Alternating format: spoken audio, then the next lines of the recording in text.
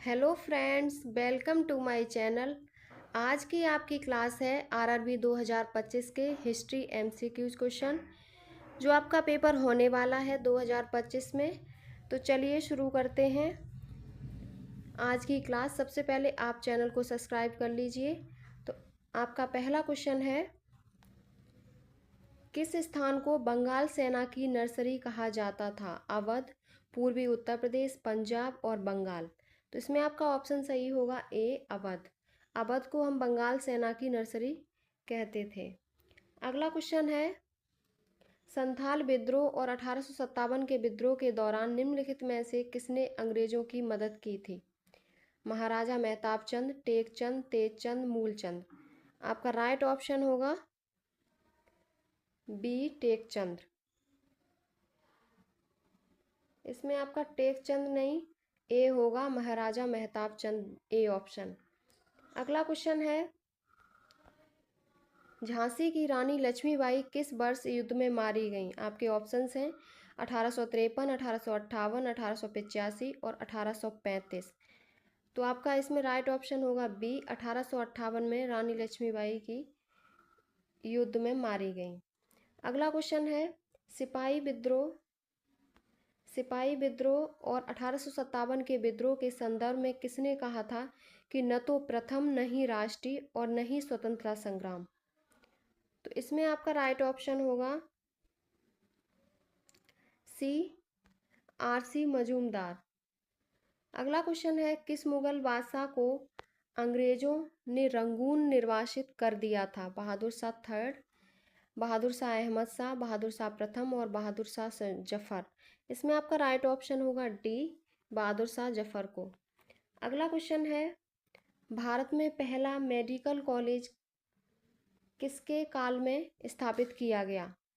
तो medical college Lord Curzon, Lord Mayo, Lord William Bentinck और Lord Cornwallis. इसमें आपका राइट ऑप्शन होगा सी, लॉर्ड विलियम बेंटिक के शासनकाल में भारत में पहला मेडिकल कॉलेज स्थापित किया गया। अगला क्वेश्चन है, रॉलेट एक्ट पारित होने के समय ब्रिटिश भारत का वायसराय कौन था? Lord reading, Lord Chelmsford, Canning और कर्जन। तो इसमें आपका राइट ऑप्शन होगा चैम्सफोर्ड, ऑप्शन बी। अगला क्वेश्चन है, भारत में स्थानीय स्वशासन का जनक किसे माना जाता है? तो स्थानीय स्वशासन का जन्म हम लॉर्ड रिपन को मानते हैं, ऑप्शन बी आपका सही है। अगला क्वेश्चन है, निम्नलिखित में से भारत का अंतिम वायसराय कौन था? लॉर्ड रिपन, माउंटबेटन, कर्जन और बेवल। तो भारत का अंतिम वायसराय था वो आपका लॉर्ड माउंटबेटन था, ऑप्शन बी आपका सही है। अगला क्वेश्चन है, लॉर्ड डलहौजी किस अवधि के दौरान भारत के गवर्नर जनरल थे? तो लॉर्ड डलहौजी किस अवधि के दौरान भारत के गवर्नर जनरल थे? तो 1848 से 1856 के दौरान ये भारत के गवर्नर जनरल थे। अगला क्वेश्चन है, 20 फरवरी 1947 को किसने घोषणा की जून 1948 तक सत्ता भारतीयों को हस्तांतरित कर दी जाएगी? आपके ऑप्शंस हैं Jawaharlal Nehru, Lord Wavell, Lord Mountbatten, Clement Attlee. तो इसमें आपका राइट ऑप्शन होगा क्लेमेंट एटली ने ये घोषणा की कि 1948 तक सत्ता भारतीयों को हस्तांतरित कर दी जाएगी। अगला क्वेश्चन है आपका, 1851 में निम्नलिखित में से किसने अवध राज्य को एक चेरी के रूप में वर्णित किया जो एक दिन हमारे मुंह में गिरेगी? इसके ऑप्शंस हैं Hastings, William Bentinck, Lord Dalhousie और रॉबर्ट क्लाइव। इसमें आपका राइट ऑप्शन होगा सी, लॉर्ड डलहौजी। अगला क्वेश्चन है, जलियांवाला बाग हत्याकांड वायसराय के कार्यकाल के दौरान हुआ। तो कौन वायसराय था तब जलियांवाला बाग हत्याकांड हुआ? तो इसमें आपका राइट ऑप्शन होगा बी, चैम्सफोर्ड के शासनकाल में जब वो वायसराय थे तब जलियांवाला बाग हत्याकांड हुआ था। अगला क्वेश्चन है, 1912 में जब royal commission on civil services का गठन किया गया तब वायसराय कौन थे? डफरेन, इरविन, हॉर्डिंग और कर्जन। तो तब जो वायसराय थे वो थे लॉर्ड हॉर्डिंग, ऑप्शन सी। अगला क्वेश्चन है, 1798 में कौन गवर्नर जनरल बना और उसने कलकत्ता में अपने लिए एक विशाल महल गवर्नमेंट हाउस बनवाया? तो गवर्नमेंट हाउस किसने बनवाया? तो इसमें आपका राइट ऑप्शन होगा लॉर्ड वेलेस्ली ने गवर्नमेंट हाउस कलकत्ता में बनवाया। अगला क्वेश्चन है ब्रिटिश राज के दौरान भारत का अंतिम गवर्नर जनरल और पहला वायसराय कौन था? Lord William Bentinck, Lord Dalhousie, Lord Canning, sir John Metcalfe. तो इसमें आपका राइट ऑप्शन होगा C Lord Canning. Lord Canning British Raj के दौरान भारत का अंतिम गवर्नर जनरल और पहला वायसराय लॉर्ड कैनिंग था। अगला क्वेश्चन है आपका, उस गवर्नर जनरल का नाम बताइए जिसके अधीन सर्वोच्चता की नई नीति शुरू की गई थी। तो उस गवर्नर जनरल का नाम था लॉर्ड हेस्टिंग। बी ऑप्शन आपका सही है। अगला क्वेश्चन है 1947 में भारत के स्वतंत्र होने के समय ब्रिटिश भारत का वायसराय कौन था? तो ब्रिटिश भारत का वायसराय जो था उसका नाम था लॉर्ड माउंटबेटन। बी ऑप्शन आपका सही है। अगला क्वेश्चन है भारत में सिविल सेवाओं के जनक के रूप में किसे जाना जाता है? तो सिविल सेवाओं का जनक हम किसे कहते हैं? तो वो है चार्ल्स कॉर्नवालिस। ऑप्शन सी आपका सही है। अगला क्वेश्चन है 1939 में भारत के किस वायसराय ने घोषणा की कि भारत ब्रिटेन के साथ युद्ध में शामिल हो गया है? तो ये घोषणा की थी लॉर्ड लिनलिथगो ने। ऑप्शन सी आपका सही है। अगला क्वेश्चन है ब्रिटिश भारत के किस वायसराय ने भारत का सांख्यिकी सर्वेक्षण आयोजित किया था? लॉर्ड डलहौजी, कैनिंग, ऑकलैंड और मेयो। तो जो भारत का सांख्यिकी सर्वेक्षण आयोजित किया था वो वायसराय था आपका लॉर्ड मेयो। Option D. अगला क्वेश्चन है आपका 1793 में बंगाल का स्थायी बंदोबस्त किस वायसराय के अधीन शुरू किया गया? तो इसमें आपका राइट ऑप्शन होगा बी चार्ल्स कॉर्नवालिस के द्वारा।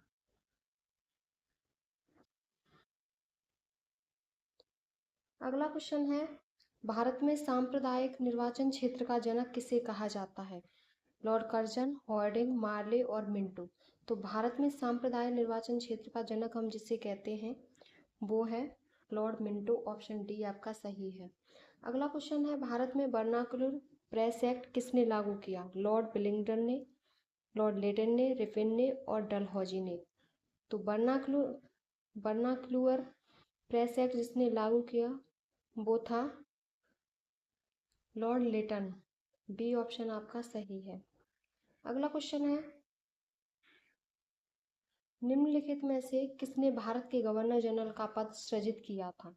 तो भारत के गवर्नर जनरल का पद सृजित किया था चार्टर एक्ट 1833 में। अगला क्वेश्चन है आपका 1946 में भारत में अंतरिम सरकार बनाने के लिए लॉर्ड वेवेल ने किसे आमंत्रित किया था? तो 1946 में लॉर्ड वेवेल ने जवाहरलाल नेहरू को आमंत्रित किया था। ऑप्शन डी आपका सही है। अगला क्वेश्चन है निम्नलिखित में से कौन भारत का गवर्नर जनरल था? तो भारत का गवर्नर जनरल कौन था? तो सी राजगोपालाचारी भारत के गवर्नर जनरल थे। ऑप्शन बी आपका सही है।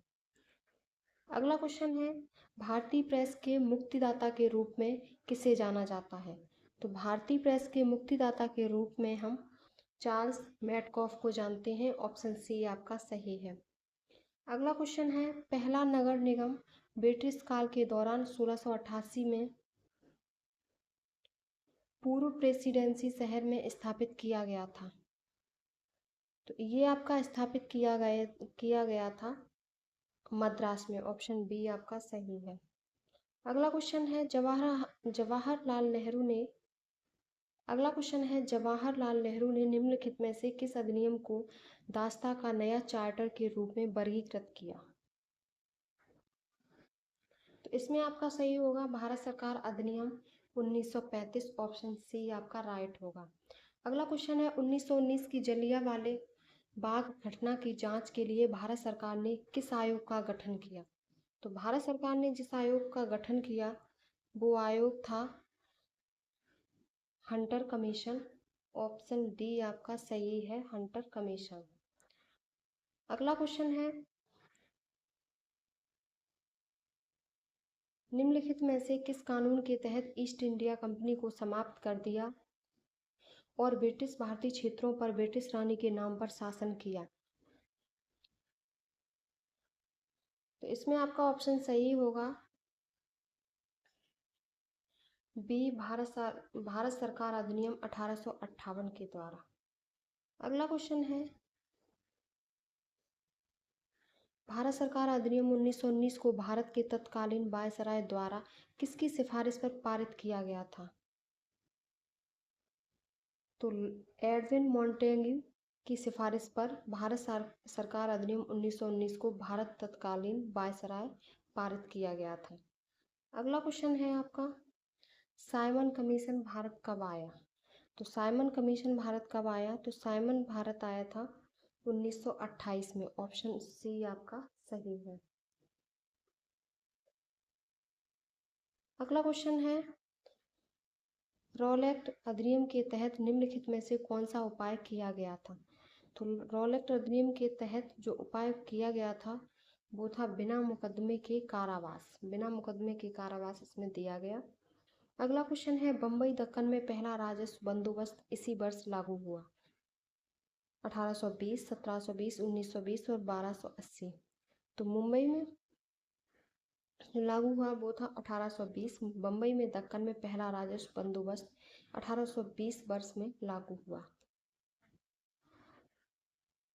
अगला क्वेश्चन है, निम्नलिखित में से कौन सा प्रावधान 1947 के भारतीय स्वतंत्रता अधिनियम का हिस्सा था? तो कौन सा प्रावधान भारतीय स्वतंत्रता अधिनियम का हिस्सा था? वो था आपका भारत दो भागों में विभाजित हो जाएगा। अगला क्वेश्चन है, हॉल्ट मैकेंजी ने भारत में राजस्व एकत्र करने के लिए निम्नलिखित में से कौन सी पद्धति विकसित की? तो हॉल्ट मैकेंजी ने जो भारत में राजस्व एकत्र करने के लिए जो पद्धति विकसित की वो पद्धति थी महलवाड़ी प्रणाली। ऑप्शन बी आपका सही है। अगला क्वेश्चन है आपका, भारतीय दंड संहिता का मसौदा तैयार करने वाले आयोग की अध्यक्षता किसने की थी जिसे 1860 में अधिनियमित किया गया? तो वो थे लॉर्ड मैकाले। ऑप्शन सी आपका सही है। अगला क्वेश्चन है, कैबिनेट मिशन का सदस्य कौन नहीं था? कैबिनेट मिशन का जो सदस्य नहीं था वो था sir John Simon. Sir John Simon cabinet mission का सदस्य नहीं था। अगला क्वेश्चन है, ब्रिटिश संसद के किस अधिनियम ने प्रांतों में उत्तरदायी सरकार का प्रावधान किया? तो ब्रिटिश संसद के अधिनियम में जो प्रावधान किया था वो था ऑप्शन बी 1935 का अधिनियम। अगला क्वेश्चन है, निम्नलिखित में से किस अधिनियम ने भारत में कंपनी के व्यापार एकाधिकार को समाप्त कर दिया और इसे चाय को छोड़कर सभी ब्रिटिश नागरिकों के लिए खोल दिया? तो इसमें आपका ऑप्शन जो सही होगा वो है ऑप्शन बी, चार्टर एक्ट 1813। अगला क्वेश्चन है, 1942 में किस प्रधानमंत्री ने क्रिप्स मिशन को भारत भेजा था? तो 1942 में जिस प्रधानमंत्री ने क्रिप्स मिशन को भारत भेजा था वो प्रधानमंत्री थे विंस्टन चर्चिल। ऑप्शन डी आपका सही है। अगला क्वेश्चन है, ब्रिटिश शासन के दौरान को रोकने के लिए 1929 में शारदा अधिनियम पारित किया गया। किसे रोकने के लिए शारदा अधिनियम पारित किया गया? तो वो था बाल विवाह। ब्रिटिश शासन के दौरान बाल विवाह को रोकने के लिए 1929 में शारदा अधिनियम पारित हुआ। अगला क्वेश्चन है आपका, निम्नलिखित में से कौन सा कानून हिंदुओं और मुसलमानों के बीच की खाई को चौड़ा करने के लिए मतदाताओं को अलग करने के लिए पेश किया गया था? तो वो अधिनियम था आपका मार्ले मिंटो सुधार अधिनियम जो 1909 में आया था। अगला क्वेश्चन है, भारत में निम्नलिखित में से कौन सा अधिनियम ब्रिटिश प्रधानमंत्री लॉर्ड नॉर्थ की अध्यक्षता वाली समिति की रिपोर्ट पर आधारित था?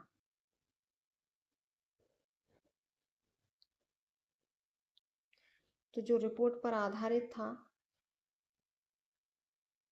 वो था रेगुलेटिंग अधिनियम 1773। ऑप्शन सी रेगुलेटिंग अधिनियम 1773। अगला क्वेश्चन है आपका, मुस्लिम लीग की मांग की जांच करने और स्वतंत्र भारत के लिए उपयुक्त राजनीतिक रूपरेखा का सुझाव देने के लिए ब्रिटिश कैबिनेट मिशन भारत कब आया? तो ब्रिटिश कैबिनेट जब भारत आया तो मार्च 1946 में ब्रिटिश कैबिनेट मिशन भारत आया। अगला क्वेश्चन है, किस वर्ष में कौन से राज्य में शुरू की गई राजस्व प्रणाली को रैयतवाड़ी बंदोबस्त के रूप में जाना जाता है? तो ये व्यवस्था थी बॉम्बे डेक्कन में जो शुरू की गई राजस्व प्रणाली थी उसे हम रैयतवाड़ी बंदोबस्त के रूप में जानते थे। अगला क्वेश्चन है आपका, निम्नलिखित में से किसे कोई दलील नहीं, कोई वकील नहीं, कोई अपील नहीं टिप्पणी जुड़ी है?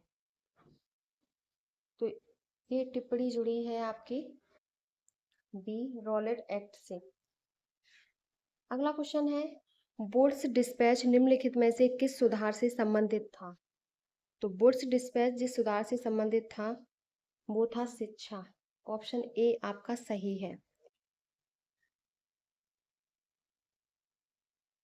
इस प्रैक्टिस सीट की पीडीएफ पढ़ने के लिए आप हमारे टेलीग्राम चैनल को ज्वाइन कर लें, वहाँ से आपको इसकी पीडीएफ मिल जाएगी और ये एनटीपीसी आरआरबी के लिए बहुत ही इंपॉर्टेंट क्वेश्चन है, आप ज़रूर पढ़ें।